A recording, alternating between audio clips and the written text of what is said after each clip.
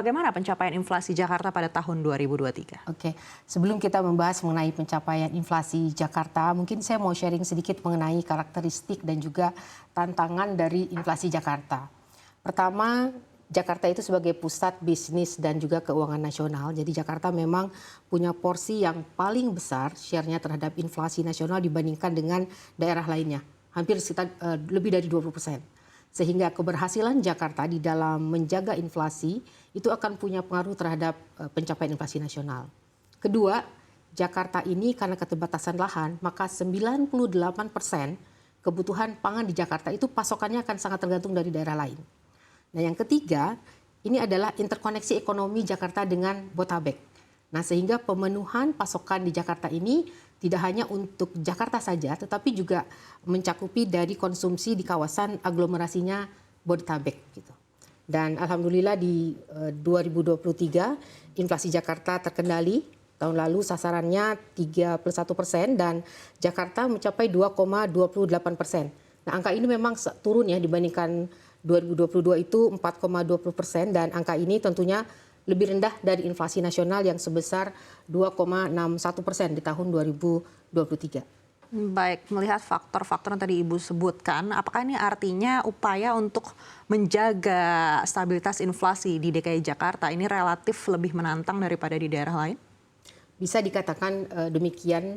Saya rasa sih semua daerah punya tantangan masing-masing. Tapi ada keunikan dari Jakarta yang membuat strategi penanganan inflasinya itu juga perlu perlakuan yang sedikit berbeda.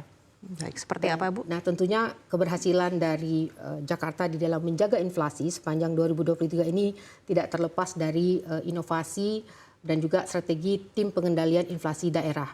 Secara prinsip ini memang masih fokus untuk pangan kepada 4K. Jadi bagaimana keterjangkauan harga. Nah, di sini memang gerakan pasar murah keliling termasuk pasar murah, kemudian juga pangan bersubsidi. Nah, di 2023 itu lebih dari 1 triliun untuk pangan subsidi dan juga untuk program SPHP atau stabilisasi pasokan dan harga pangan itu mencapai lebih dari 283 ton beras. Dan untuk ketersediaan pasokan, nah karena memang kita terbatas, maka kita banyak melakukan kerjasama antar daerah. Jadi di sekitar 10 provinsi dan juga ada 34 kabupaten kota yang melakukan kerjasama antar daerah untuk pasokan pangan di Jakarta. Selain itu juga kita menekankan urban farming. Nah, kalau kita lihat sekarang pemanfaatan tanah-tanah di pekarangan atau misalnya kita lihat di bawah jembatan itu sangat masif dilakukan di Jakarta dan kita juga melakukan itu melibatkan masyarakat, Gapoktan, PKK. Nah, itu kita optimalkan. Dan ketiga, kelancaran distribusi. Kelancaran distribusi ini juga bagaimana kita memfasilitasi distribusi pangan melalui food truck. Nah, di Jakarta ini per 1 kilometer itu sekitar 16.000. Jadi banyak rumah-rumah susun atau apartemen. Nah, itu kita sampai masuk ke situ. Nah, yang penting juga adalah pengawasan panganannya. Dan terakhir itu adalah komunikasi efektif. Jadi saya rasa ini juga jadi salah satu upaya kita untuk bisa meyakinkan masyarakat bagaimana upaya kita untuk bisa menjaga ekspektasi masyarakat. Nah, satu inovasi yang juga dilakukan oleh TPID Jakarta itu adalah kali pertama kita melakukan koordinasi di dalam pengendalian inflasi itu dengan Bodetabek. Jadi kita melakukan high level meeting itu dihadiri oleh 3 gubernur dari PJ Gubernur Jakarta, kemudian PJ Gubernur Banten dan juga PJ Gubernur Jawa Barat. Nah, di situ kita melakukan koordinasi dan kita langsung mengimplementasikan. Jadi di bulan Desember itu kita melakukan program penanaman cabai bersama. Dengan harapan di awal tahun 2024 itu kita bisa menjaga kestabilan dari pasokan di wilayah masing-masing. Dan alhamdulillah juga dengan berbagai upaya itu di 2023 kemarin TPID DKI Jakarta berhasil mendapatkan penghargaan dari Presiden sebagai TPID terbaik se-Jawa Bali dan juga mendapatkan penghargaan dari Kemendagri di semester 1 dan semester 2 terkait dengan fiskal kinerja pengendalian inflasi. Bagi Bu Ali, kalau kita lihat secara nasional, El Nino ini di tahun 2023 bahkan masih berlanjut sampai sekarang ini menjadi salah satu tantangan yang membuat harga-harga pangan menjadi melonjak. Apakah ini juga terasa di DKI Jakarta? Oke, kalau di Jakarta memang sebenarnya kalau kita lihat ya, pertama mungkin saya mau lihat mengenai inflasi di Jakarta. Jadi inflasi di Jakarta ini memang untuk 2024 itu targetnya tentu akan semakin rendah ya.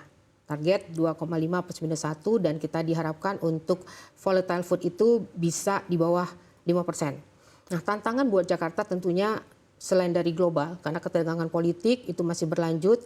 Nah, ini punya pengaruh terhadap ketatnya pasokan dan juga harga komoditas dunia.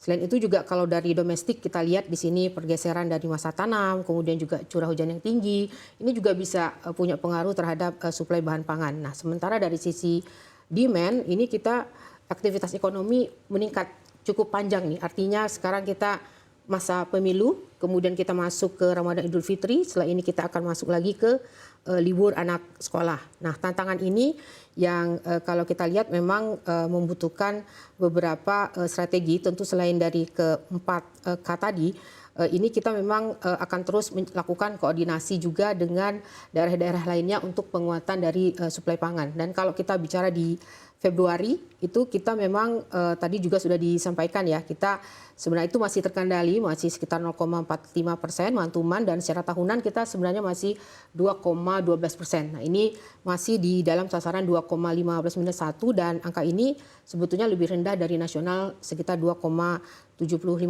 Nah, kita memang perlu melihat ya komoditas sekarang. Apa sih sebenarnya komoditas penyumbang inflasi di Februari kemarin ya? Kalau kita lihat memang di Februari kemarin itu komoditas kita memang masih beras, kemudian angkutan udara, cabai merah, dan juga kontrak rumah. Itu yang paling banyak. Baik, apakah ada prediksi di bulan Maret ini, seiring juga kita akan memasuki bulan suci Ramadan, inflasi di DKI Jakarta juga akan melonjak lagi? Nah, kalau untuk inflasi ya, terutama kita lihat dari harga pangan ya.